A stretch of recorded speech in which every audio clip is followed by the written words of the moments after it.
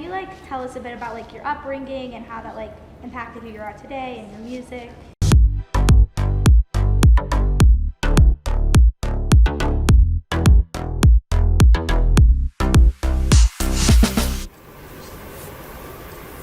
Scenes that I pre-made specifically for speeches and such. I'm wondering if there's anything in particular that you're looking for, anything that goes special with your set.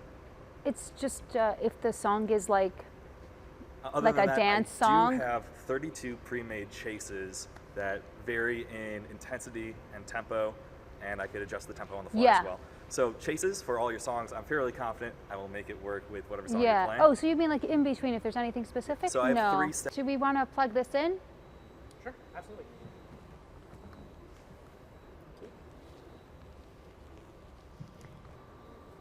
Yeah. Okay, so I guess we'll start from the top. Every single one of my chases do not include strobes. If you're comfortable with throwing strobes on, if that's going to discombobulate you, or... You want to try it here and then I'll know? I could show you what it looks like. Yeah, I wouldn't have this on for 4 minutes straight. Hello? Can we add some reverb in my ear?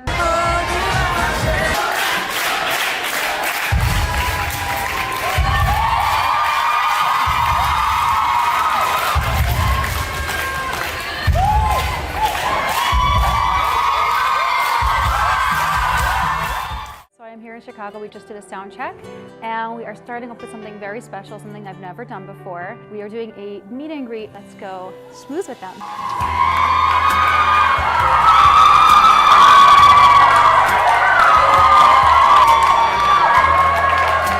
It's my first time ever in my life being in Chicago, which is pretty cool. I would love to talk with you all and hear what you have, any questions or anything you want to specifically speak about. How do you balance spending your time with your family and your singing career? I think anytime you're a mother and a wife and you have a job, then you are pulled in all different directions. I think it's like any other career in the sense that you always have to balance it, and there's always this aspect of like taking work home with you. And it's interesting because a lot of people say, how do you make a career out of being a female singer? Because you can't do weddings, right? You can't do bar mitzvahs.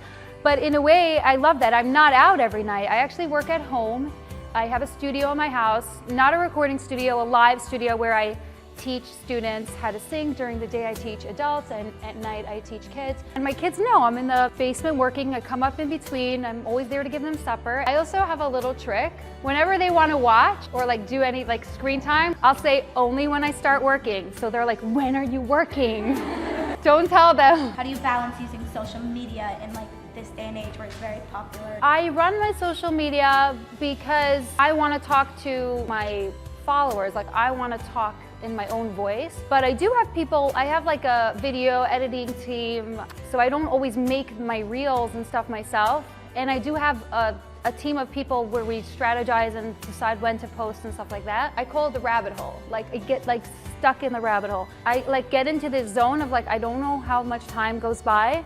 And I'm like my husband will be like, when are you done? I'm like 5 minutes. It's like 30 minutes later. And I'm like, I'm in the middle of my sentence, you know? A lot of people end up doing it like to relax. Like instead of taking a book, they'll take the phone and they'll just like mindless scroll. But it's not the best thing. It's not the healthiest thing. It's like everything else in life. If something is not good for you, and it's very personal, if something's not good for you, then you have to work on it. How does it like feel to be like known? When people come over to me, then I really like it. If they're just like, then it's like, okay, you don't like when people are talking about you and pointing at you. That's not always comfortable. I think it's weird if you're like, I don't like when people come over to you, because if you're a singer, you want people to know your music. Then it means they know you. You want them to love your music, and you want them to love you. So why wouldn't they want to run and come over to you? Can you like tell us a bit about like your upbringing and how that like impacted who you are today and your music? I grew up in a house of singing. My mother is extremely musical. She plays guitar, piano, and it was like a very normal thing for everyone to sing. So I did not stand out as a singer at all. I was not even musical. Like my siblings that were musical got more musical, got piano lessons. And I was the only artist in the family, so I was always painting portraits. I always did gymnastics. When my sister started taking ballet because the doctor said she had like some scoliosis, like I wanted to take ballet. And then I had a a Sunday program for years, and I used to teach voice there because we taught ballet. I had a very strong dance background, but I didn't have a strong voice background. So I ended up training myself just to teach voice. And my voice teacher was like, "What are you doing? Like, that's not how you sing." I'm like, "Okay." He's like a world-renowned teacher, very, very, very strict. And every single, I could open my mouth, stop. Are you looking in the mirror? Did you space out? You're gonna do that again with your O, ooh. Your tongue is pulling, like every second he would stop me. And I literally was doing it just so I can know what to teach. After 2 years of training by him every week, he's like, "You know, Devorah, you really could become an international singer." I was like, haha, funny joke. And he's like, no, you really could. If you ever think about, you know, wanting to go out into the world and you could be an international singer.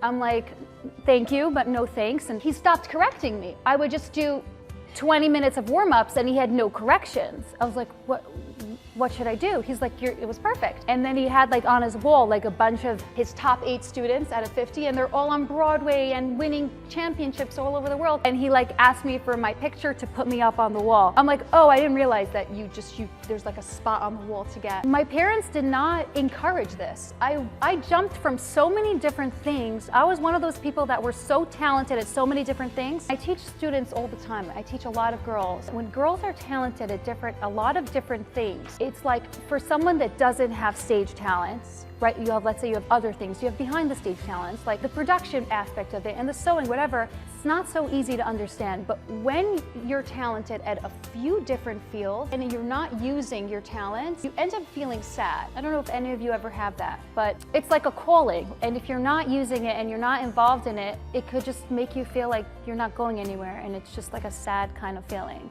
I just did too many things, and my family was like, okay, Devorah, when are you gonna be done with your singing? When are you gonna jump on to the next thing?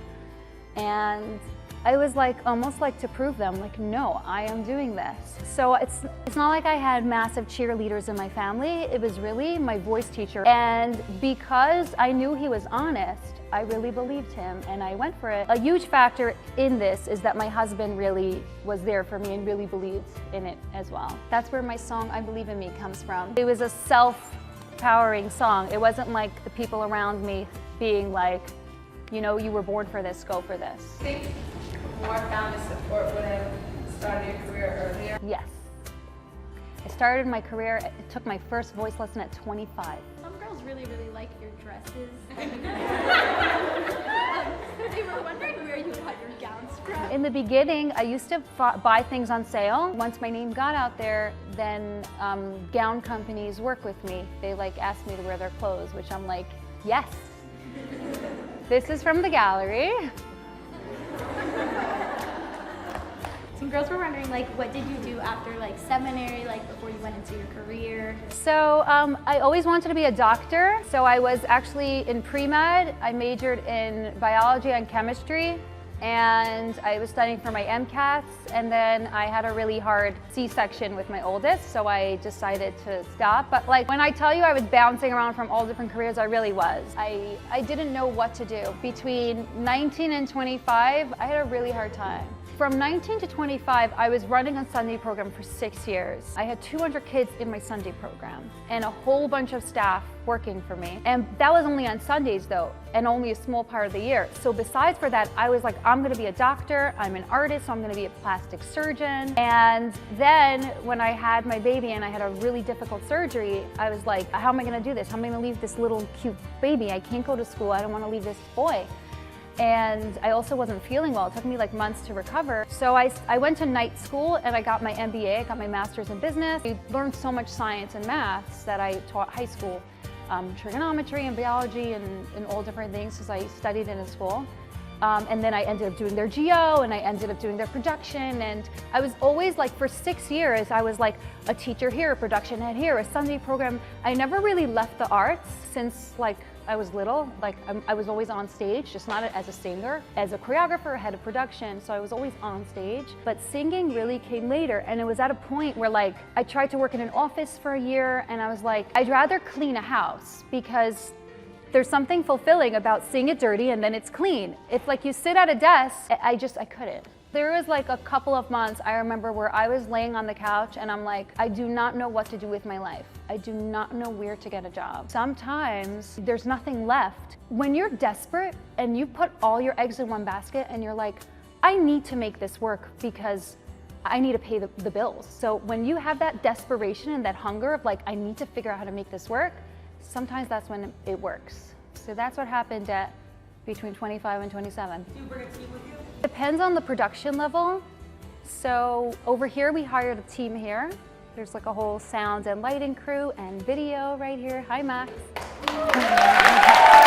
When it's a big enough production, then I'd much rather bring people that I work with all the time. But I'm always excited to work with new people also. Thank you so much for talking to us. So much.